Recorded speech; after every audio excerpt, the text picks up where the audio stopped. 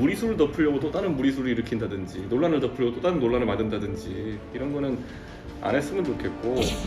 이유는 자세히 모르겠지만 이건 전국으로 당헌 개정을 하기 위한 건데 그거를 막을 이유는 없다고 봐요. 뭐 또 결론이 나오겠지.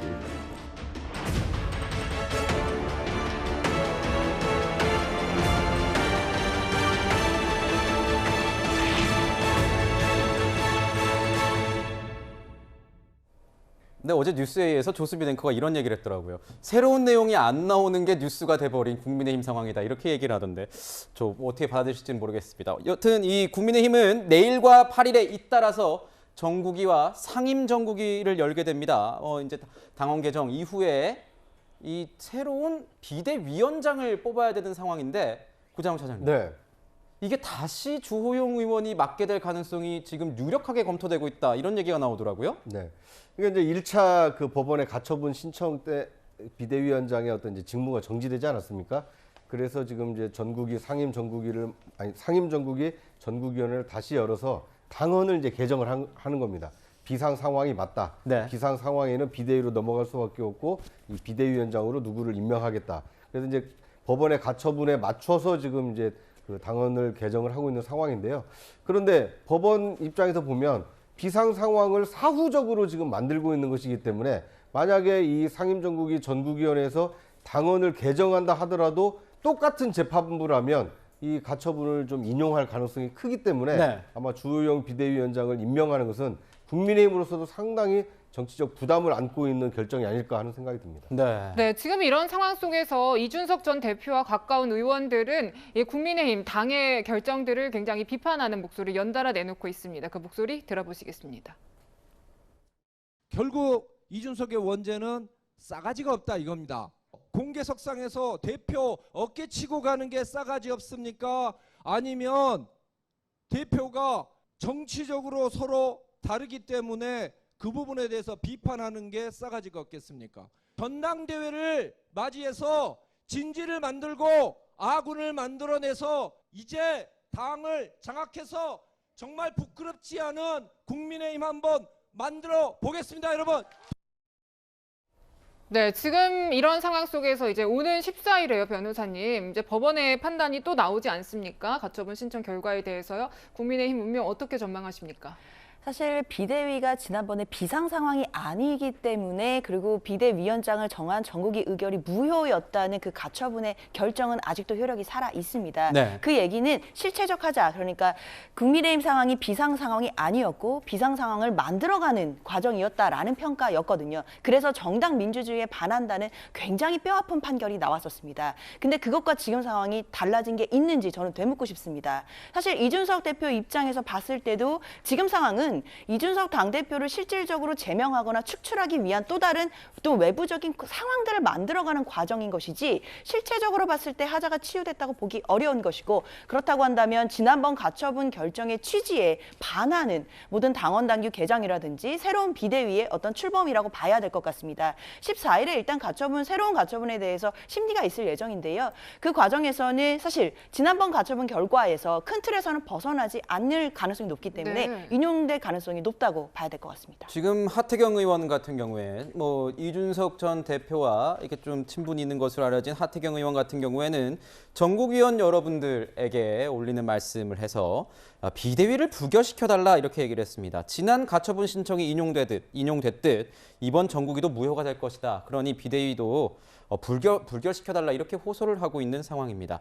자, 이런 상황에서 당이 뭐 이렇게 혼란에 빠져 있는데 이 전 대표는 TK 지역에 지금 머물면서 특히 오늘 오후 2시에는요, 이 대구에서 지지자들 한 700여 명을 모아놓고 기자회견을 하겠다 이렇게 밝히고 있습니다. 이동 위원님께 좀 여쭤볼게요. 지금 보면은 아까 김웅 의원 지금 뭐 이준석 전 대표에 대해서 이렇게 옹호하는 듯한 발언을 요즘 많이 하고 있는 김웅 의원, 뭐 당을 장악해서 부끄럽지 않은 국민의힘 만들어 보겠다 이렇게 얘기하고 있고 이준석 대표의 오늘 이 700명 기자회견, 지지자들 모아놓고 있는 한 기자회견 이런 게 뭔가 당내에서 세력화하려는 움직임이 아니겠느냐, 오늘이 그 시초가 되는 건 아니냐, 뭐 이런 얘기도 나오는데 어떻게 보십니까? 뭐 그렇게 봐도 되겠죠. 하태경, 김웅 의원 이런 분들은 이제 우리가 크게 보면 이제 유승민계, 어차피 이제 유승민계는 이 당에서 당분간은 이제 비주류 세력으로 갈 수밖에 없지 않습니까? 다만 김웅 의원이 그 진지전이라고 한 대목에 대해서는 제가 굉장히 재미있게 들었어요. 그 진지전이라는 게 이제 안토니오 그람시라고 이탈리아 정치 철학자가 얘기한 건데, 수정 마르크스주의자들, 세상이 마르크스가 주장한 대로 안 가요. 그러니까 거기에 수정해가지고 야, 생활 속에서 어떻게 혁명해보자 하고 진지전을 그 얘기한 건데, 그걸 얘기한 거죠. 그러니까 어떻게 보면은 보수 정당인 국민의힘 내에 어떤 그 진지전을 하자는 것은 상당히 그 좌파적인 시각인데, 물론 뭐 국민의힘도 다양한 스펙트럼이 존재하는 건 좋죠. 그러나 이 시기에 저런 진지전 얘기, 그것도 그 이준석을 추종하는 김웅의 입에서 나왔다는 게 상당히 국민의힘 내부에서는 생각할 만한 게 많은 것 같고, 윤석 씨는 그 저기 오늘 뭐 대구에서 그 집회를 하는데 뭐 열심히 자기가 어떤 그 자기 생각을 얘기하고 또 자기 그 여러 가지 법적인 정치적 입지를 위해서 하는 거야. 뭐 그 누가 뭐라고 하겠습니까? 네. 지역 다니면서 여러 사람 모아서 많은 얘기하는 거는 뭐 많은 분들이 하고 있고, 뭐 허경영 씨도 여기저기 다니면 수백 명씩 뭐 모이고 그러더라고요. 우리가 이제 지금 이준석 전 대표에 대해서 관심을 가질 만한 부분은 딱 두 가지라고 생각합니다. 첫째, 경찰 수사가 어떻게 될 건지. 둘째, 윤리위원회에서 어떤 결정을 내릴 건지. 그게 이제 9월 안에 결정되고, 그게 결정되면은 이제 국민의힘도 그 오랜 그 내용을 가라앉히고 이제 새로운 출발할 계기를 갖는다, 이렇게 생각합니다. 네. 네, 지금 경찰 수사 윤리위 결정 주목한다라고 이제 분석해 주셨는데, 경찰 관련해서는 이제 소환 통보 그리고 일정 조율 중이라는 얘기들이 계속 나오죠, 차장님. 네. 그러니까 공교롭게도 이재명 대표에 대해서 검찰이 소환 통보한 날짜도 1일이고요. 경찰이 이준석 전 대표에 대해서 소환 통보를 한 날짜도 1일입니다. 공교롭게도. 네. 네. 그러니까 이제 여야 뭐 전현직 대표에 대해서 이제 소환 통보를 했는데, 그만큼 이제 정리 수순으로 좀 가겠다라는 것을 좀 이해를 할 수 있을 것 같고요. 더더군다나 이준석 전 대표의 경우에는 경찰 소환 조사에 빨리 응하실 필요가 있습니다. 그러니까 지금 자신에 대한 어떤 징계 결정이 자신은 큰 잘못이 없는데도 그걸 증거인멸 교사하기 위해서 뭐 품위를 위반했다, 이제 이런 이유로 지금 징계를 받지 않았습니까? 네. 경찰 조사에 성실히 응해서 자신에게 제기된 성비 의혹이 사실이 아니다라는 걸 입증을 하고, 그리고 그 입증 이후를 근거로 해서 이 증거인멸을 교사하지 않았다라는 것을 소명을 하게 된다라면 자신이 당대표로 복귀할 명분이 생기기 때문에 아마 뭐 이재명 대표하고는 좀 입장이 크게 다를 수 있습니다. 그래서 빠른 시간 내에 경찰 소환 조사에 응해서 자신의 그 잘잘못을 가리는 것이 좀 필요하지 않을까. 이제 저는 그렇게 생각을 하는데, 오늘 오후 2시에 이준석 대표가 과연 경찰 소환에 적극적으로 응하겠다라고 얘기할지는 약간 의문입니다. 왜냐하면 지금 장외 정치를 지금 하고 있거든요. 네. 그러니까 절차에 따라서 자신의 어떤 그 잘잘못을 가리기보다는 세력을 규합을 해서 자신을 정치적으로 탄압하려고 하는 이른바 윤핵관들과의 어떤 세대결, 이걸로 지금 이준석 대표가 자신의 어떤 활로를 뚫고 있기 때문에 아마 국민의힘의 내홍은 오늘 이준석 대표의 기자회견을 지켜봐야겠습니다만 당분간 좀 지속될 수밖에 없지 않나 하는 우려스러운 상황이 계속되고 있습니다. 이 경찰 조사 관련해서요, 장현주 변호사님. 지금 보면은 성매매 공소시효 5년, 알선수재 공소시효 7년. 그래서 이제 좀 공소시효 다 끝날 것이다, 좀 있으면. 거기다가 이게 성매매 의혹이 사실로 밝혀져도 처벌이 불가하다, 이런 얘기가 나오고 있는데, 일각에서 다른 해석이 나오고 있는 게, 이 전 대표가 가세현 이 유튜버를 명예훼손으로 고소를 했고, 여기에 대해서 이제 강신업 변호사가 무고죄로 고소를 했는데, 이 부분이 이 전 대표의 발목을 잡을 것이다, 이런 해석이 나오고 있어요. 이건 어떤 내용인 겁니까? 네, 그렇습니다. 일단 말씀 주신 것처럼 성접대라든지 이제 알선 수재가 있었는지 여부는 2013년부터 진행된 것이기 때문에 이제 공소시효 문제가 분명히 걸려 있습니다. 그렇지만 그와 관련해서도 그 2015년 9월까지 추석까지 선물을 받았다라는 얘기가 있기 때문에, 만약에 그 혐의가 포괄일죄로 인정이 된다면, 네. 그러니까 올해 이번 달 9월이잖아요. 9월 달까지가 공소시효의 그 어떤 마지막이라고 보면 될 것 같습니다. 그래서 그 부분에 대해서 경찰에서 수사에 박차를 가하고 있는 것으로 보이고요. 만약에 저 부분이 포괄일지로 인정되지 않고 공소시효가 지났다라고 본다고 하더라도, 사실 이준석 대표가 그 해당 의혹을 제기했던 그 유튜버들을 상대로 허위사실 명예훼손으로 고소를 한 적이 있거든요. 네. 그런데 그것에 대해서 아니다, 이건 허위사실이 아니다라고 해서 무고죄로 맞고소를 당했습니다. 그럼 경찰 입장에서는 이게 허위사실이 있는지 또는 무고 무고죄인지 부분을 살펴볼 수 있게 되거든요. 살펴봐야 되죠. 네, 그게 살펴봐야 핵심이니까. 하고요. 네. 그 부분은 공소시효가 아직 많이 남았습니다. 그렇다고 한다면 알선수재가 부분들이 공소시효가 지났다고 하더라도 무고죄, 허위사실, 즉 이 부분에 대해서 사실이 있었는지 없었는지를 증명하기 위해서는 결국에 공소시효와 관계없이 사실을 파악할 수 있기 때문에 이준석 대표로서는 여러 가지로 곤혹스러운 상황입니다. 그렇군요. 네, 이런 법적 판단과는 별개로 당의 윤리위에서는 추가 징계의 가능성을 검토한다는 얘기 계속해서 흘러나옵니다. 바로 이 발언 때문입니다.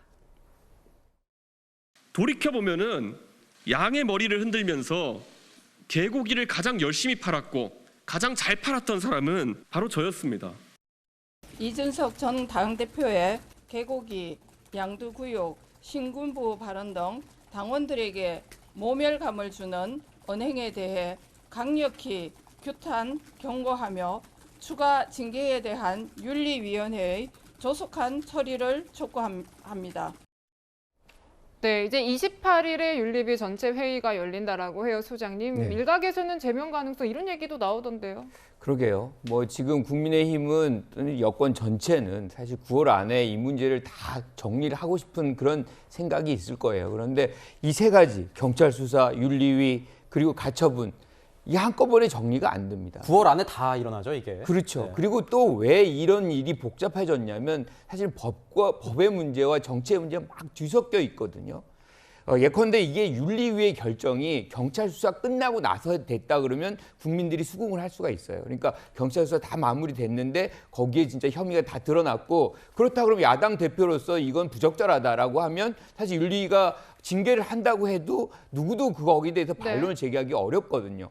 그런데 이게 순서가 거꾸로 되면서 이 모든 일들이 벌어진 건데 또다시 그런 순서와 무관하게 그냥 모든 걸 정리하고자 하는 그런 욕심만 앞세운다면 상황만 더 복잡해지게 될 것이다. 이렇게 봅니다. 네, 지금 보면 뭐 대통령실도 관련해서 좀 알아봐야 될 것 같습니다. 당이 이렇게 혼란스러운 상황 때문인지 모르겠지만 개편 등 뭐 인적 쇄신을 하고 있는 상황에서도 이거 추석을 앞두고 추석 밥상민심 굉장히 중요해서 민생 행보도 많이 하고 있는데 지지율은 여전히 답보 상태인 겁니다. 이동훈 위원님. 네. 이 상황은 어떻게 저희가 해석을 해야 돼요? 네, 우선적으로는 이제 그 윤석열 대통령이 그 휴가 갔다 와서 민생 그리고 우리 서민 챙기겠다. 그런 이제 정책 기조를 일관되게 그 유지하면은 국민들이 조금 이제 시간이 걸려도 평가해 주실 거다 이렇게 믿고 있고 조금 이제 정치 전략적으로는 네. 그 윤석열 대통령의 지지율이 떨어지는 이유를 이제 세 가지로 보통 그 얘기합니다. 산무 정치인이라고 하잖아요. 당의 계파가 없고 정치적 팬덤이 없고 지역 세대 뭐 계층 이런 그 콘크리트 지지층이 없다기 때문에 대통령실에서 이제부터 산무를 3유로 바꾸는 그런 그 여러 작업들을 해갈 겁니다. 첫째, 계파가 없는데 지금 당에서 보면은 윤석열 정부의 성공을 위해서 그래도 적극적으로 지지해주는 의원이 한 70명에서 80명 정도는 됩니다. 이분들이 꼭 계파라기보다도 어떤 그 결사체든지 뭐 어떤 형식으로든 협력을 하면서 그 대통령실과 윤 대통령을 지지해준다면은 뭐 그거를 계파로 봐도 되겠죠. 초재선 의원들이 좀 주축이 돼 있다는 얘기 나오죠. 그러면은 그분들이 아마 당내에서 큰 도움이 될 것 같고 두 번째는 팬덤인데 윤 대통령이 검찰총장 시절에 이제 그 열지대라는 이제 첫 그 지지 모임이 구성이 됐었죠.